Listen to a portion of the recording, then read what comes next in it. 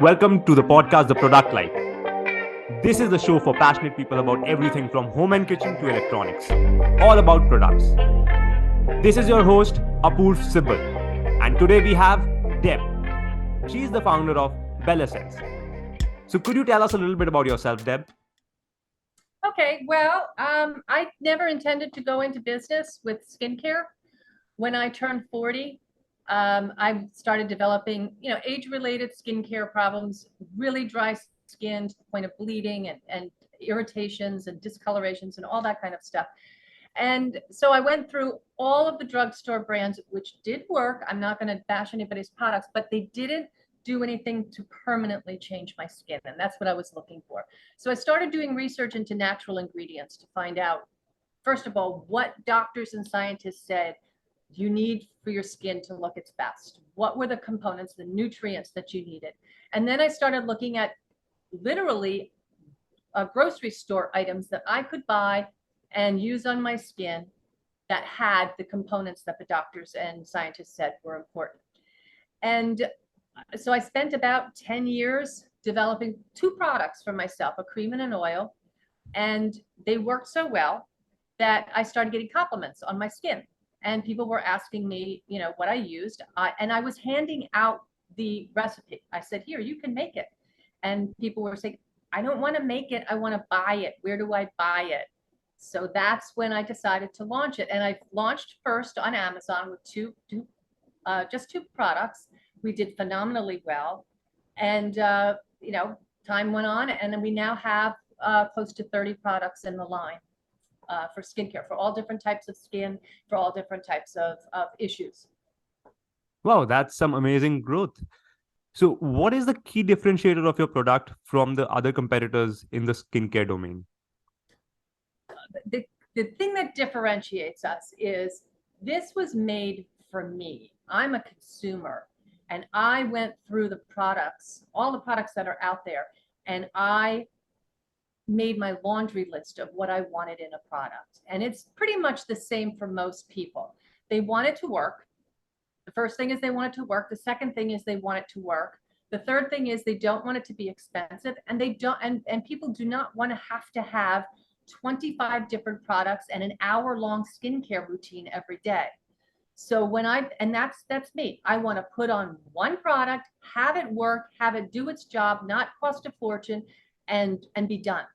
So when I formulate our different products, I basically take the kitchen sink approach. We put everything in plus the kitchen sink, so that any one product you can use and it'll moisturize, it exfoliates, it anti-ages, it takes care of skin, and the whole laundry list are done. And you can find the product that works the best on your type of skin. So you only have to buy one, which is kind of counterintuitive for a business, but that's the way I operate. So it sets us apart because we don't go through selling kits and things like that, oh my gosh, you have to have this serum and this cream and this product here and this lotion, and here you can have the whole set for $100. You can mix and match whatever you need. You can switch up your routine, which dermatologists recommend every once in a while, switch a product, and you can do it with one product from our line. Wow, that is actually interesting. So how do you choose that one product out of those 30 options that you have? Well, we have it basically broken down by skin type and overall effect. For example, we have 3 basic face creams for oily skin, for normal to dry skin, and then for severe dry skin. So you can buy the basic skin cream based on your skin type. Then we have other products. We have an antioxidant cream that just is overloaded with antioxidants, and it also exfoliates. We have a cream that moisturizes but leans a little more towards exfoliation. And all of this we outline on our website. You can read about the products and what they do and what the ingredients are in there.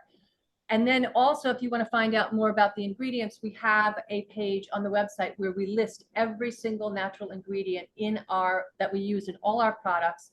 And it discusses the benefits of each individual ingredient. So if there's something specific that you're looking for, if you've heard about an ingredient and you want to see what it's about, we do have that on our website. And then you can choose a product based on ingredients too. And then customers email us all the time. This is the problem that I have with my skin. And we can go through the products and help customers choose the right one for them. That makes sense. So are all your products 100% organic? We do use organic oils and we do use some organic products. They're all natural. Organic tends to run a lot more expensive, and there are benefits to organic processing. But when we research our products and where we source them, we look for, our primary concern is responsible sourcing, to find those that have the least impact on the environment. And well, that's my assistant. And are responsible. They don't damage the environment, and they are effective, and the companies are produce what they say they're going to produce. Got it. So how did you manage to bring out the product on your own right, from an idea to a ready-to-use product to market? Did you have a team or some experience in product building?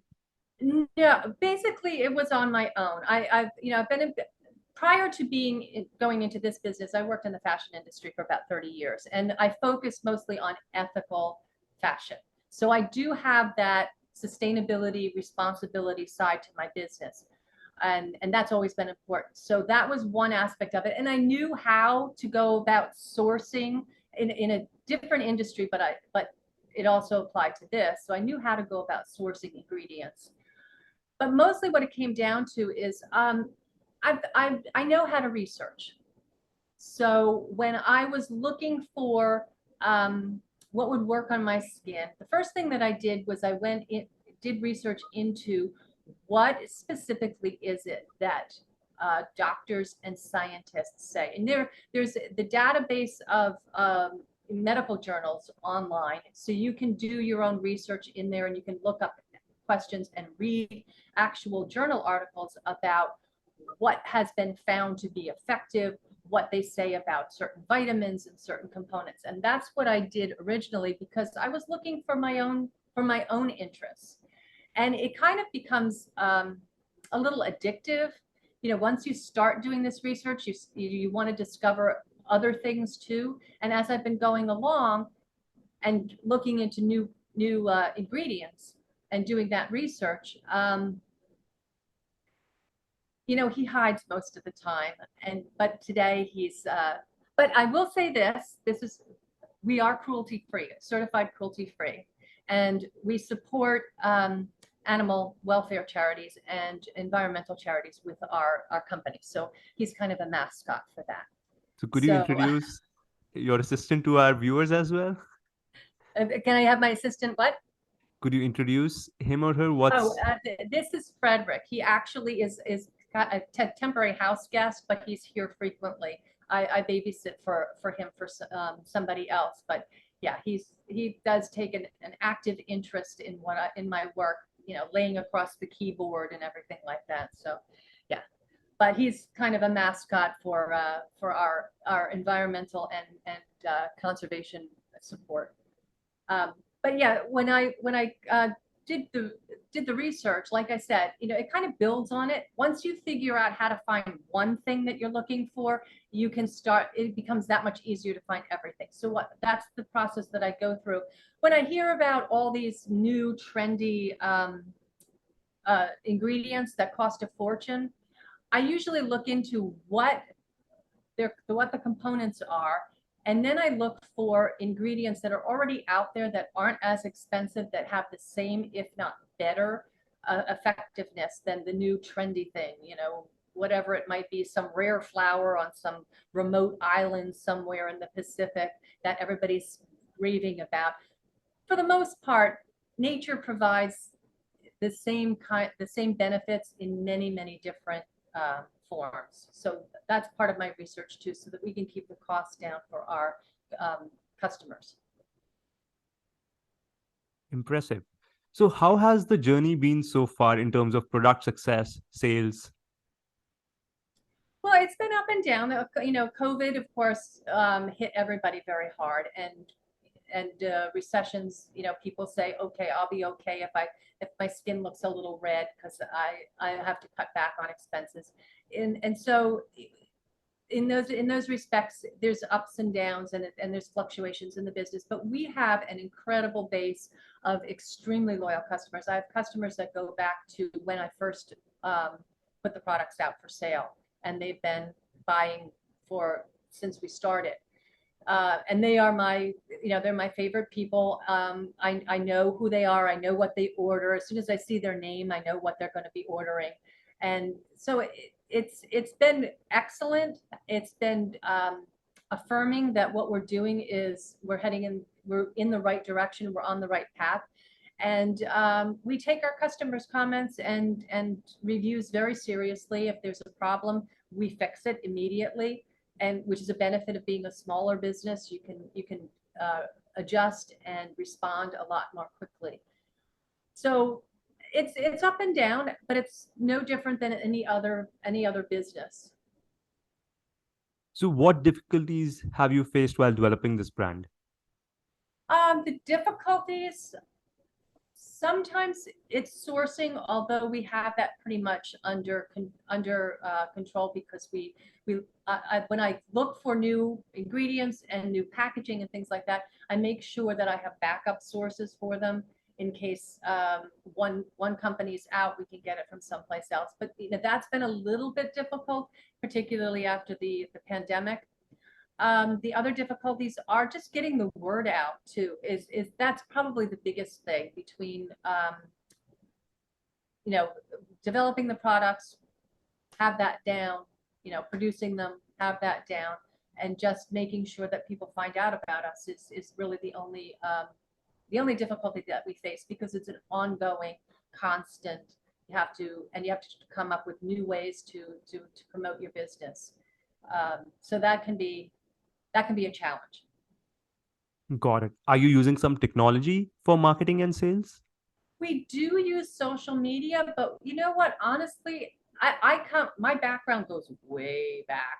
In the analog days where you called up, newspapers and magazines, and you talked right to the writers and the editors, and that's who you invited to your events and everything. And I guess if I were speaking to small businesses, don't negate that, because that actually has produced more for us than social media. We do use social media, we do digital marketing, but the one-on-one and personal, we've done some events and have personally represented the company. That has a lot more of an impact in a lot of ways than Google ads and Amazon and all of that. So if I were to speak to other entrepreneurs, I would say do not dismiss that as not being the way to go. Old school can generate a lot of business for you too.